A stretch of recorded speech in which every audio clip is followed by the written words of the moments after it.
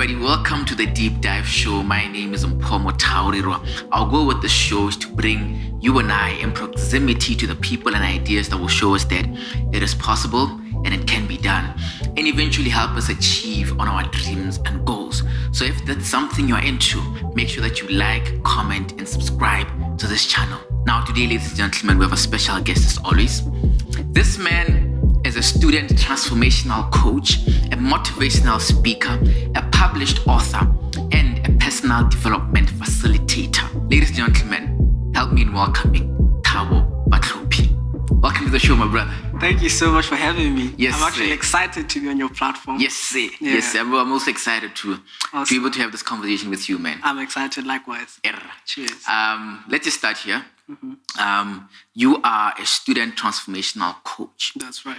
That's a bit of that's kind of like the bulk of what I'm seeing in your content and what you put out. Yeah. So just walk us through what you do, because I think you do a lot, man. Walk us through what you do just walk us through what you do and what it is. All right. As you already said, my name is Thabo Batlhophi, aka usually I'm called Mr. Ellis. Yes. Ellis, which stands for Effective Living in School. Mm-hmm. So I started my journey, I think this should be 2019. Mm-hmm. Yeah. In fact, let me just take you back to 2014. I started writing in 2014. I was a 4-month student at Musela Pula. And I just started writing, and I would motivate students in assemblies because I felt like before then I actually looked for a book that would help me maneuver, my school life, my challenges, how to overcome challenges as a student, how to find a mentor, how to succeed at a young age, all those things. I wanted to be there. And I couldn't find that book. So I was like, okay, then maybe I should be the one to actually write that book. So then I started writing it from 2014. In 2018, my plan was 2018, I'm going to launch it. But it didn't happen. Yes. Actually, I was writing my Form 5, and then I launched it the following year, which was 2019. So I launched my book where I had Mr. Tlogatloga, and I had UNICEF endorsing my book. I had other media houses as well. So I did the event, the book launch at River Capital Cinema. So when I did that started everything. And the book was so small, like around 35 pages. Yeah. And then it started off everything. And then I was like, okay, now that I have a book, I have a point of reference. People will now know me with this book. So now let me get into motivational speaking, like in schools, corporates, UNICEF would engage me, Dare to Dream would call me, come and do this, and the like. So I was like, now let me now focus on, creating more value for students. That's why you see my page. I'm the hashtag is always student mentor. So I coach students on how they can succeed academically primarily, and also how to succeed early, because I believe in succeeding early. You don't have to succeed when you're 35. You just have to learn what 35-year-olds know, implement it now, and you get the same results. Excellent. Yeah. So excellent. And you launched it. You were 18. Yeah, I was 18 then. Yeah. Wow, man. I mean, where you started in 2014 in Form 1. Yeah. I don't know, man. Like, I was young. How did you become this guy? Like, where do we start? I think so that the viewer would understand, because I don't want to be superstitious and they don't really get anything. Yeah. I think what really helped me as a 14-year-old was mentorship, because looking back, I didn't think like a 14-year-old. Literally, I thought of writing books, thought of making money, thought of book launches. My book launch actually costed around over 8,000. And I had sponsors. Wow. I had friends who would help me get sponsors. Polala sponsored me, and other, speakers agreeing to come. UNICEF sent one of their representatives, Mamu Kokomani, So I was just knocking on every door. And looking back, I'm like, this mindset was because I had a mentor who's BF Rams. So every time I would see him doing public speaking, he would tell me, they pay him so much just for an hour. I was like, what? They pay you that much? One time he invited me. He was invited by Minister of Youth, like I should come and see how he does things. Unfortunately, that day, I overslept. There was a lounge park, and I couldn't enter without a ticket. And then I was like, say, I'm bathing, I'm coming. They're like, no, I'm already gone. So I lost that opportunity. But what I'm trying to say is mentorship really helped me, because it exposed me to a kind of life that I didn't know existed. So many students, they don't think like this because they're not exposed to such teachings, He taught me that you shouldn't live life with one mind. So I didn't want to be a 14-year-old. But I wanted to be a 14-year-old who thinks like a 35-year-old. You get what I mean? So I think what really helped me is mentorship. Mentorship. Yeah. Beautiful, man. Yeah. I think I'd have a few zeros on my bank account if I had your kind of mentorship. Yeah. But that's beautiful, man. So how did you actually get to these mentors? You talked about BFMs. I don't think he's the only one. Of course. You probably have many other mentors. How do you get to mentors? You just reach out to them, or you go to the same church, or how do you get to them? Okay. I think, I'll say this. To benefit also the viewer, I'll narrate my own story, and I'll also advise on how you can find a mentor. Yes. So for me, I was 2014. That's when I met BFMs, and I met him at church. So I'm just this guy. I never used to be a churchy guy. Like people see me now and they think I've always been churchy. Now, in fact, at primary, I used to take alcohol to school. At primary, I'll tell my brother, hey, nigga, go and buy alcohol for me, and then I'll take it to school, and then I'll give other students to drink. Yeah, funny. But then when I went to Form 1, I changed. Like, I don't know how. Form 1, I changed everything, and then I became this guy. So you're born again. I became born again 2014. Okay. Yeah. So I met BFM 2014 at his church, and then beyond church, I saw how he can be significant in my life. I think many, it's different. You can go to church and they're like, yeah, he's my pastor, hallelujah, amen, and then you go. But for me, I saw value in him, and I saw myself in him, because I saw that I have a talent of public speaking, and I'm just good with, words. Yeah. So I saw BFMs in me, or should I say I saw myself in him. And then I was like, I think he can mentor me. I think he can help me, become a good public speaker and the like. So I started following him up until now.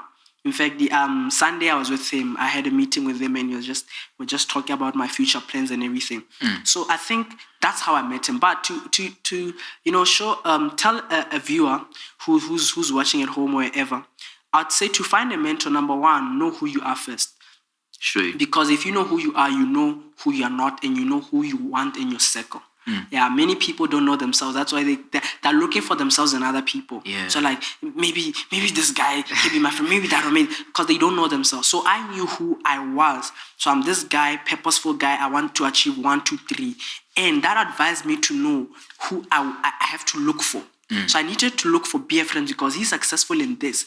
He coaches companies. The BS will call, this company will call FMB, like top. I remember one time UNICEF called him, like they paid for him to go to, what's this place? Palape, they had a boys mentorship stuff, and they paid everything for him. I was like, this is the kind of life that I wanted to live. So the first thing is to know yourself.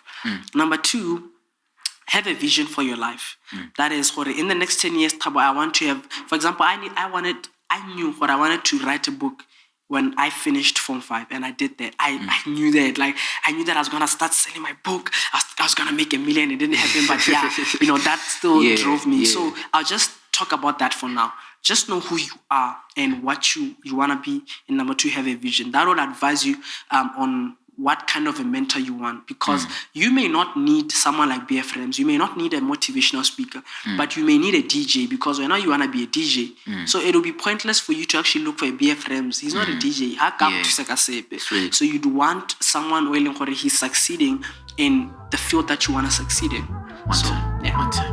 We're going to pause here for a break, and we're going to be back with Thabo Batlhophi.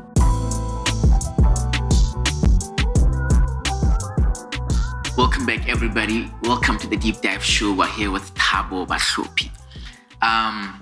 Thabo, so clearly you've achieved an enormous amount of success at a young age. I just wanted to ask you this question, though. Okay. I don't know, maybe it's going to throw you off, but I want to ask you this question. Right. How many streams of income do you have?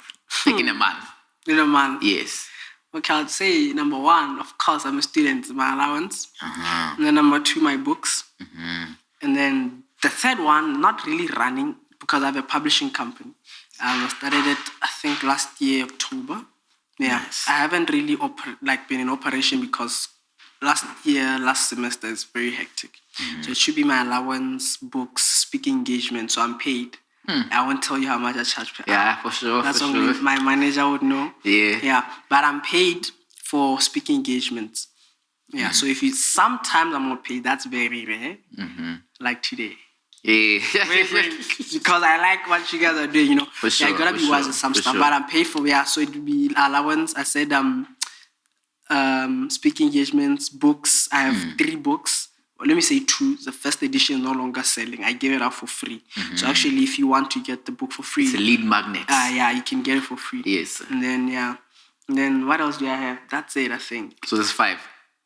That's 4. That's 4. I think. Okay. It's probably 7. All right. But I think more will come because I want to get into food as well. Yeah, I want to get into food and other things that we'll talk about in the future when I come back again. For sure. Yeah. All right. So growing up, you clearly you developed this, right? Yeah. And you became who you are. Who did you look up to growing up? Okay, I'll say growing up, I looked up to my dad. How's your relationship with your dad? It's solid, man. Very strong. Beautiful. Because I realized that my dad is, he has achieved quite a lot. He's into real estate, agriculture, and he's also working. So I realized that I need to maximize having my dad. I realized that there are many, rich kids that are rich by virtue of being in that family, but they never get the knowledge of the one who actually brought the riches. That's as good as being poor. Exactly. Poverty is a mindset, you understand? And riches is a mindset as well. So rich people, they know certain things that make them rich. So if you have the paper money, but you don't know the things that will make you rich, that paper money is going to go, like it's going to dry up. Like imagine right now I give you 10 million and then we'll spend, come on bro, like in 25 years, that 10 million will fade. Straight. There's inflation, there's so many things. 25 exactly. is long, man. Exactly. It's going to finish at one point. So what I'm basically saying is, I realized that at a young age, I need to learn a lot from my dad. My dad has achieved this. So I started asking questions. I remember one time, I actually told my older brother, I was like, look, Andy, I want us to go out with my dad. And I want us to go for a mentorship session. When I was young, bro, I was like, I think 18, 19. I was like, I want us to see my dad as a mentor instead of as just a dad. Yeah. So if we see him only as a dad, we will never learn so much from him. And other people will learn so much from him. Look, it's like having your dad, right? And then I value my dad. I value your dad more than you do. I'm going to get a lot from your dad, and now you will never get anything. I was like, I don't want to be that son. And I was like, I'm going to learn a lot from it. So I started asking questions. Dad, how did you buy this house? And he started telling me, oh no, I had a bond on this house and then I paid it in so years. And then after that, I used the house that I bought to get the other house. And then I used the other just like that. That's how I did it. And then he was like, how did you dodge the interest rates, interest on the house? He's like, no, what I did is I was disciplined. My dad doesn't own any first-hand car. And I was like, why, man? Like, you can afford it. He was like, no, I have a vision of what I want to achieve. I want to accumulate the assets. Then the cash I get from those assets, I use it to now buy the liabilities, cars, and the fun vacation. Exactly. So my dad has always been my role model. And then also growing up, my sister was my role model. Because the course that I'm doing, my sister did it. And, okay, let me tell you the whole truth, all right? You see the course that I'm doing? Yeah. I checked out all the courses I could do. I was like, there's nothing I want here. Literally. And I was like, I just chose the course. Yeah. But right now, I'm nailing the course because now anywhere you put me, I'll succeed. Time. Yeah, that's my brand. That's me. You make me play drums at church, I'll play better than everyone. You put me anywhere. You tell me to come to deep drive. It's deep drive, right? Deep dive. Deep dive, sorry. Yes. Deep dive. I'll do my best. That's me. I always do my best, no matter the small opportunity that I have. In fact, according to me, there's never a small opportunity. Being a son to someone is a big opportunity. So I'll always maximize it. Being a student to someone, I'll maximize it. So growing up, it was my dad, really. Nice. Yeah. What are some of those lessons? Just drop us one or two that you really think, your dad ingrained into you growing up. Maybe it's a story, maybe it's right. What? That's a good question. Very good question. It makes me to think. But I'd say, okay, one of them was, the finances, his success, but that was not really I think that's not what you're looking for. I'd say one of the great lessons that he taught me was about family. My dad is a family man. He's crazy about family. He's all about family. And growing up, I realized that now made me not to date. high school, I never dated. Like, because I was like, I want to build. I'm not a type of guy who gets into a relationship, or I don't like experimenting. I like doing, bro. Like, no, I'm here to do. If I tell you that you're my girlfriend, good. If I say I'm your boyfriend, I mean I'm your husband, really. If I say you're my girlfriend, I mean you're my wife, really. So before we can get things serious, I need to fix this first. So my dad, one time, we were by the pool, and then he's like, we were just talking because I like talking about his history. I'm like, tell me about you and Mama. I like getting, so happy that builds our bond, because many times, even in my books, I talk about how a relationship of, your guardian or your dad, mom is very key in you achieving academic excellence, because family is a setup for you to be safe, get affirmation, be affirmed of who you are and stuff like that. So if family, this is why Satan fights families. If the family unit is broken, 100%. Then a child won't really function. I receive messages, students telling me, and this affects my academic excellence and stuff. So going back to my story, my dad was telling me, he had to, before leaving for UK, because you're schooling in UK, he needed to marry my mom first. I was like, that's dope. Why did you do that? He was like, hey, I'm a man. If I went there without having something to go back for, that's what he said.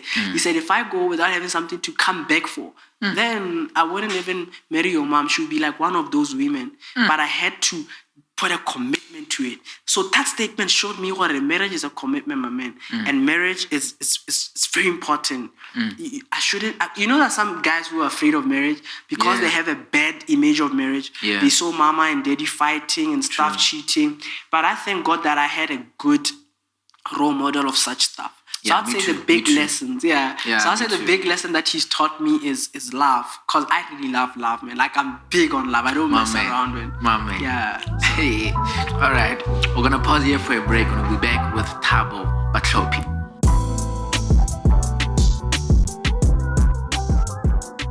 Welcome back to the Deep Dive Show, ladies and gentlemen. We're here with Thabo Batlhophi. So, Mr. Batlhophi, you are the student mentor.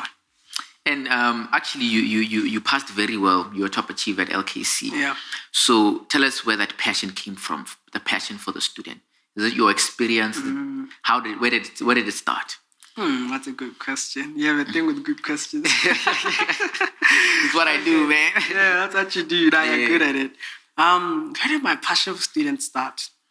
I think it started in junior school, as I said earlier, at Mr. where I started, motivating students.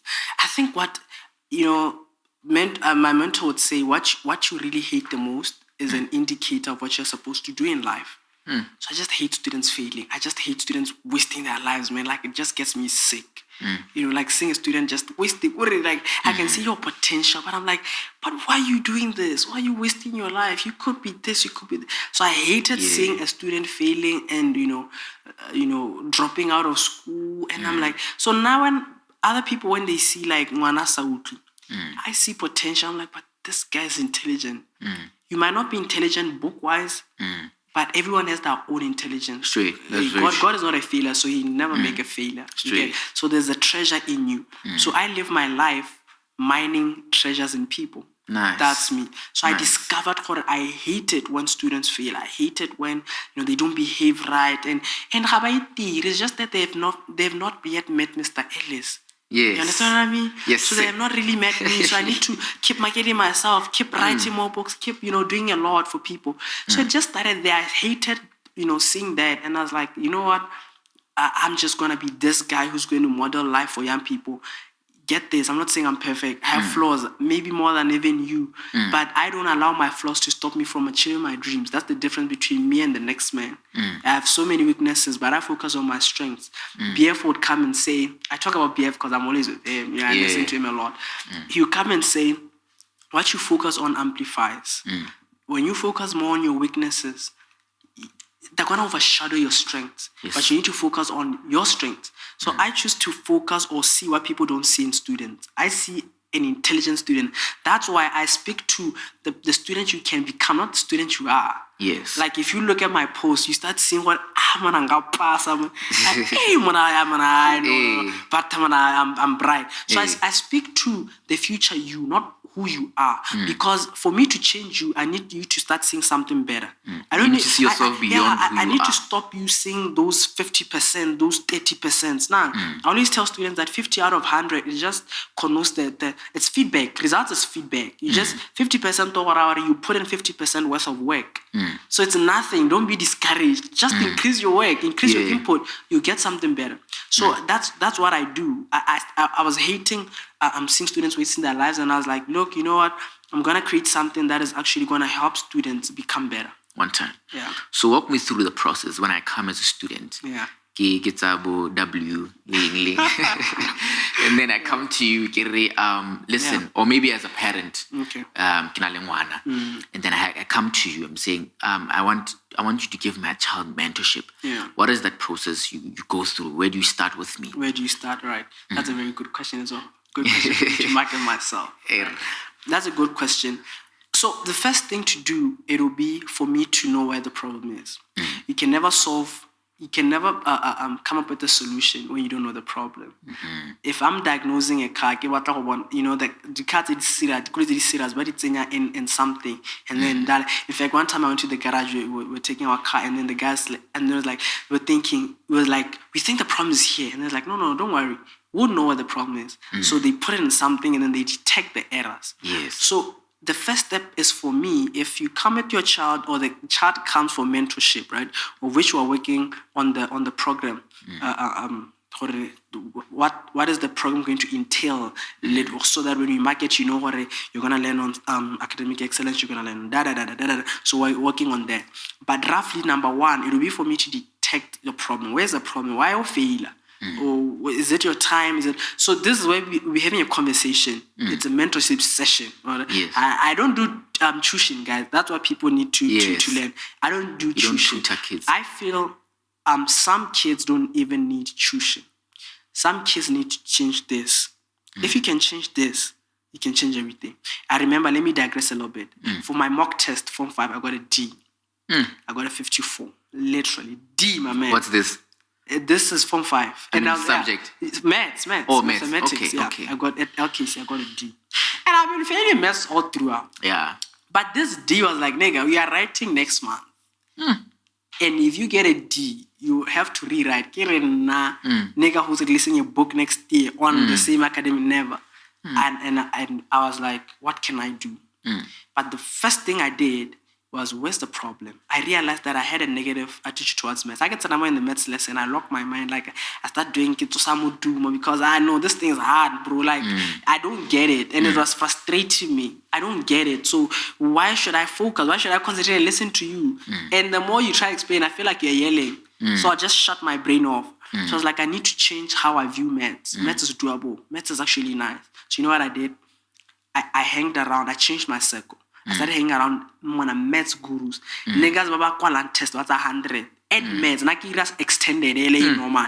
Mona kwala ed maths that's 100. That's like, these are the kind of guys I need. And at lunchtime I'll be with them to be doing formulas, mona.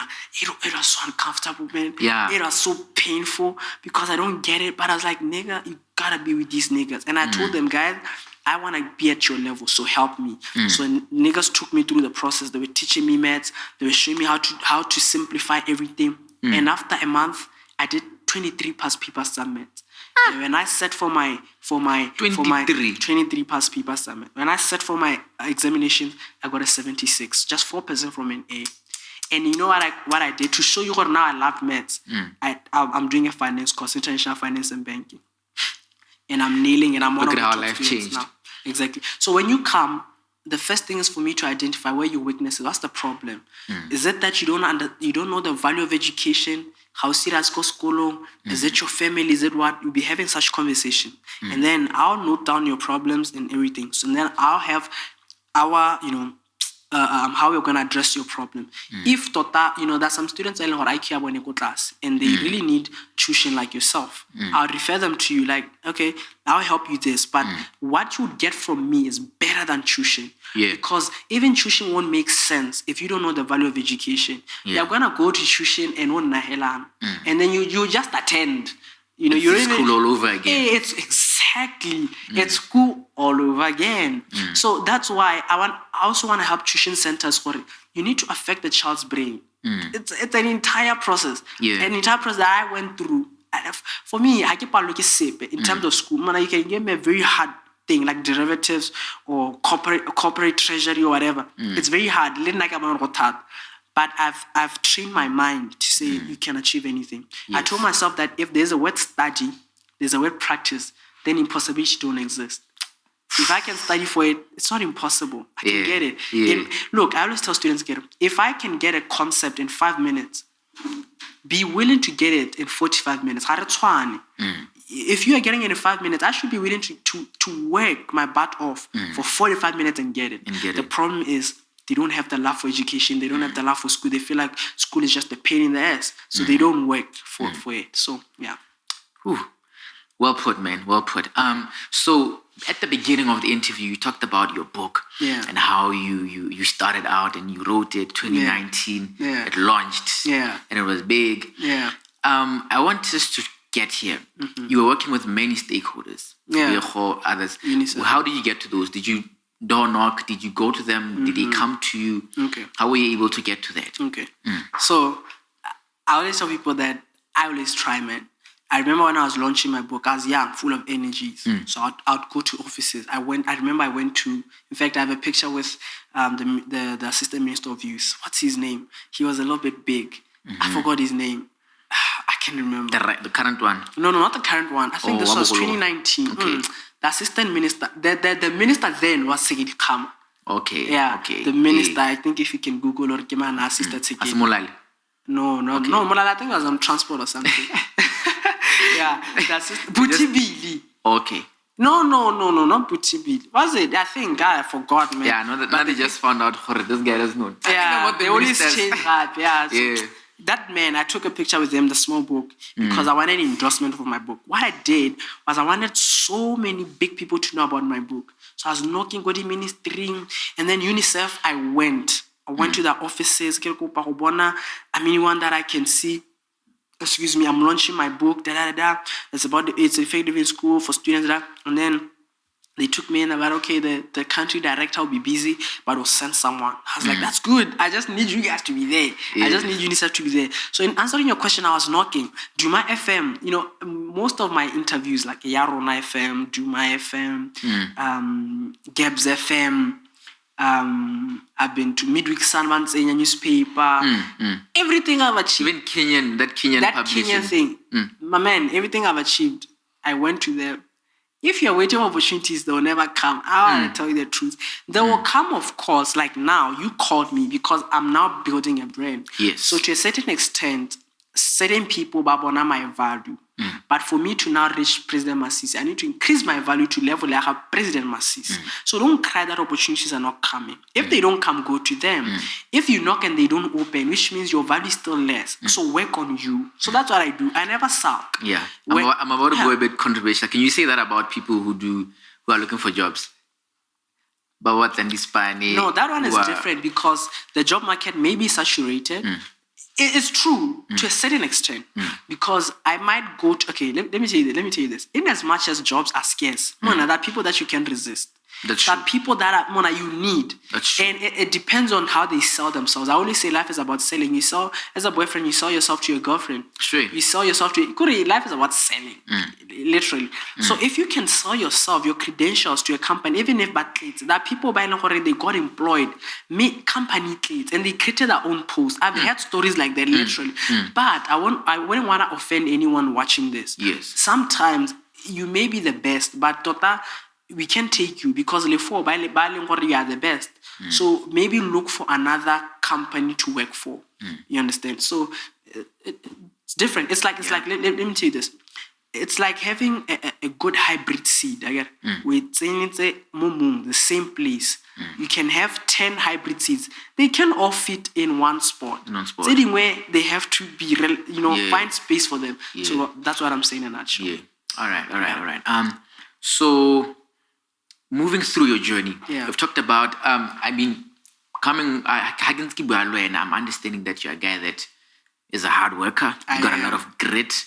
And I think in the journey of, especially even in entrepreneurship, we kind of maybe underestimate how long and how hard you have to work to be able to get just to bare minimum, just to get to bare minimum. So how do you develop that grit? I think it's something that we as entrepreneurs and just anybody in general, being a hard worker is a skill that anybody should have. Yeah. How do we develop that? Wow. I think, I like being practical and relating to me. I think how I developed the hard work in me was actually seeing how hard it is. I'm not blinded what's happening, bro. Like, authoring business is hard. It's hard to penetrate. In fact, let me not even say authoring business. Anything you do, it's hard to penetrate. It's hard to be the best. It's hard. Students fail and they don't put effort. They don't work hard. You know why? That they have life like they're just mama buys me cornflakes. But in yours, I'm thinking like what also fired you up to be able to pass it because you knew you wanted to write a guide to help students. So there's no way you could fail. There's no way I can't. So you kind of have to have that goal that's tangible. I think that's exactly. I had a reason to. This is, man. Thank you for that because I'm trying to give students a reason why they must succeed. If you can find your why, man, you're home and dry. So you need to develop that. Not seeing what life is not easy. Life is hard. When I work and I know where I want to get to. When I want to be big. Yes. Like I want to be big and I know what getting there, it won't be easy. I can't want, I always tell people, if you want to be great, have a big dream. Yeah. But you need to be able to break it down to your today. Yes. Many people have big dreams, but they don't know what to do today to get there. Sure. I always tell people, scrap off that 10-year planner. It doesn't work. Make a daily planner. Have a big picture, or I want to be this, but have a daily planner. For a daily, I'm committed to doing this in my business. I do this. These are my trade secrets, and I employ them every day. So that's it, man. I think what life is hard. Life is hard. Electricity is increasing. The Friday, those are rumors. Petrol is. I drive. I pour my own petrol. Everything is increasing. I need to make bank. I want to get married. I need to make bank. Ha, Bechi. Okay. I understand what I'm saying. No, just to be alive, man. Just to be alive and live a decent life. You have to do things that are very hard, man. Beautiful, man. Before I ask my last question, I wish I wasn't, but before I ask my last question, where can these people find you online and offline and engage with your work? All right. To find me, you can find me on Facebook. My Facebook page is Thabo Batlhophi. And then on Instagram, Thabo Batlhophi. Twitter, same, Thabo Batlhophi. LinkedIn, Thabo Batlhophi as well. Just say Thabo, everything come. LinkedIn, Facebook, Instagram, everywhere you'll find me. Okay. And then I'm not on TikTok. I think my manager will sort that out. Yes. Just that I'm not on TikTok because TikTok is addictive, man. It is.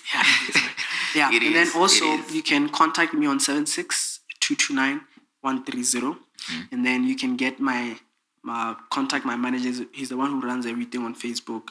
Just go there, talk to him. If you want to book me for anything, just talk to us on Facebook. My email is also there on my Facebook page. Also, we have a website that you can get a free book.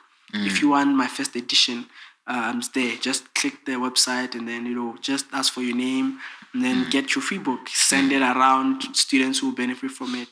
And then if you want my book, it's 150 Effective Living in School, the second edition. Yes, sir. It will teach you a lot. It will change your life. Trust me. In fact, till date, I myself, I read that book. You won't believe it, but it's true. Like I read my book and I can shout in my room, Papa, damn it, this book is nice. Like literally, I can do that. And I'm like, man, I thank God for helping me write such a powerful book. And that's why we're working so hard to try, spread the message of academic excellence. School is not as hard as people think it is. So yeah, that's where you can find me. I hope I haven't left anything else. No, you haven't. You haven't. My last question is, how do you want to be remembered as Thabo Batlhophi? This guy in good questions. How do you want to be remembered? Man, I don't want to be remembered as this wealthy guy. Of course, I want to make bank. I want to make money for my family. Of course, you'll be. Stuff. Yeah, I don't want that. I want to be remembered for the impact I have in people's hearts. Because I can give you money, you can forget. But if I can change your life and I impact you in a way that you'll never forget, then you never forget me. If I can help a parent or a student, they do drugs, they do alcohol, and all every day because of that child, if I can be able to help that parent change that kid's life, that's what I live for. I live for impacting people. I love people. Even when you check out my Facebook, sometimes I digress. I talk about this. I talk about this. I love people. That's me. It's a heart that God has given me. So I want to be remembered for the impact I had in people's lives. Whether business-wise, I helped you make money. I helped you change your life. I helped you overcome depression. I helped you whatever. I helped you become closer to God, whatever. I want to help people that. It's not, God, I don't want to put myself in people's successes. No. I want you to help you create your own success story. Even if you don't remember me, just remember my effect in your life. Of course, if you remember the effect I had, you will remember the name, right? For sure. That's the benefit that comes with it. But I want to be remembered for impacting people's lives and changing lives for the better. Beautiful. Yeah. Beautiful, beautiful. Ladies and gentlemen, we have come to the end of the show. We've just been blessed with Thabo Batlhophi. Make sure you guys pick up his book. It's 150. This man walks impact, he lives impact, he talks impact. So please dive into his world. It is amazing and you'll be mind blown. With that being said, ladies and gentlemen, we'll meet on the very next episode, same time, same place. But don't forget to like, comment, and subscribe to the channel if you found some value in this. We'll meet next time.